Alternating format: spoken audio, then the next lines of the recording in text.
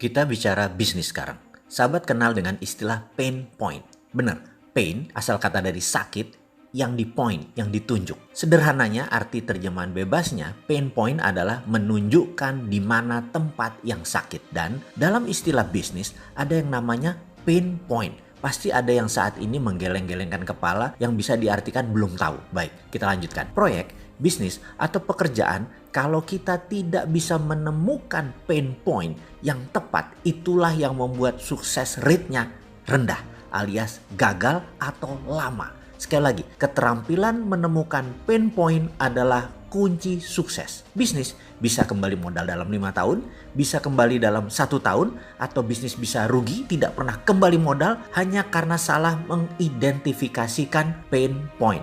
Jadi, masalahnya dalam marketing plus selling, kita harus bisa mengidentifikasi mana yang needs, mana yang wants. Ketika kita memahami perbedaan needs dan wants keduanya, maka pain point akan mudah terindikasi. Ketika pain point ditemukan, maka perpetual perception position proyek kita pasti ketemu, dan disitulah proyek mulai ditemukan titik mulainya, titik nolnya, dan pasti sukses. Oke, sampai sini pasti ada kepala yang mulai penat. Ini apaan lagi sih?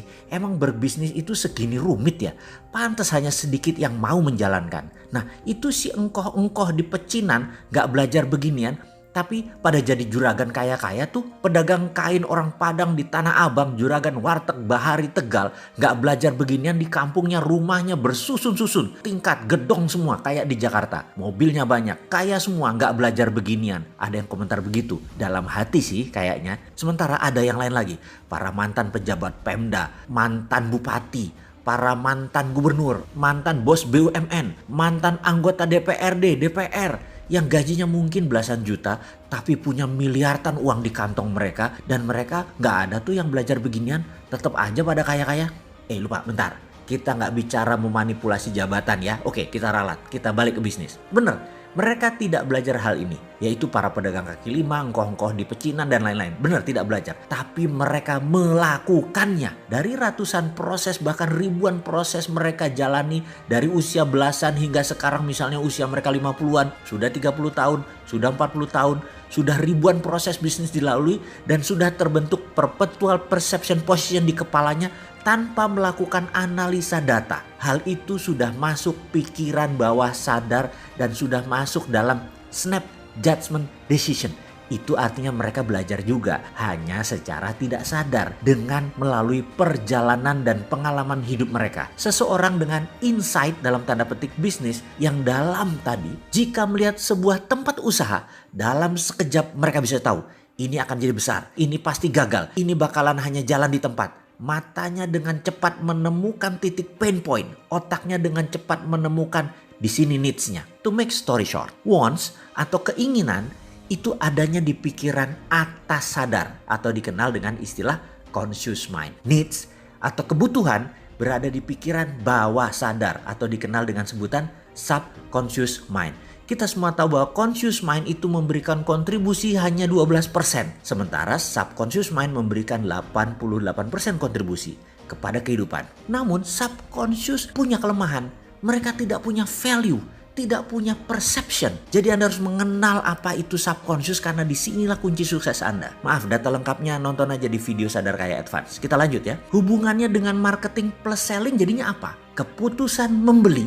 Sekali lagi, ini huruf kapital nih. Keputusan wants, keinginan, bukan keputusan needs, kebutuhan. Begini contohnya needs, seseorang akan kebutuhannya dengan transportasi. Wants-nya ingin naik Mercy. Sekali lagi, needs tidak bisa diubah, wants bisa diubah. Jadi kebutuhannya akan transportasi tidak bisa diubah, tapi keinginannya naik Mercy bisa kita ubah. Gitu ya, harus diingat ya. Subconscious sulit diubah, conscious ikut angin. Selling itu conscious mind, marketing itu subconscious mind. Nah, mulai pening kan sekarang? Baik, sampai di sini pasti mulai nyambung dengan apa yang saya maksud di awal diskusi ini, yaitu pentingnya menemukan pain point, pentingnya mengidentifikasikan needs dan wants, di mana hasil akhirnya adalah membuat software perpetual perception position, yang mana hal ini harus diletakkan di bawah sadar seseorang agar dia bisa dan pasti menjadi sukses keputusan bisnisnya karena semua keputusan bisnisnya pasti benar. Sekali lagi,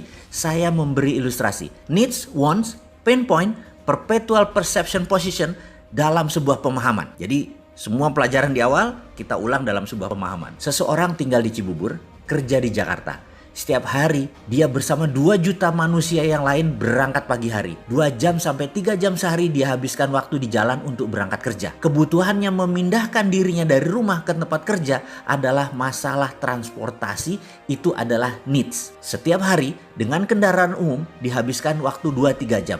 Maka memiliki kendaraan yang nyaman adalah wants-nya. Needs tidak bisa diubah meskipun dia pindah tempat kerja lainnya yang dekat dengan rumah. Dia tetap perlu transportasi dengan pilihan jalan kaki sekalipun. Wants-nya tetap saja ingin mobil Mercy. Pain point-nya di mana? Banyak sisi melihatnya. Ada puluhan pain point-nya. Dapat satu saja Anda jadi milioner. Salah satu pain point, lihat saja Gojek, lihat saja Uber, lihat saja Grab. Ada lagi yang lain? Ya pasti ada. Sekali lagi saya tanya, pain point-nya mana? Satu sudah dilihat oleh Gojek dan Grab. Pasti Anda sudah mulai tangkap. Sekarang pasti Anda sudah mendapatkan aha momennya. Apa masih belum? Ada banyak contoh loh. Ada puluhan pain point-nya. Apa masih perlu penjelasan? Apa itu perpetual perception position? Ini belajar bisnis apa belajar psikologi ya? Kita lanjut.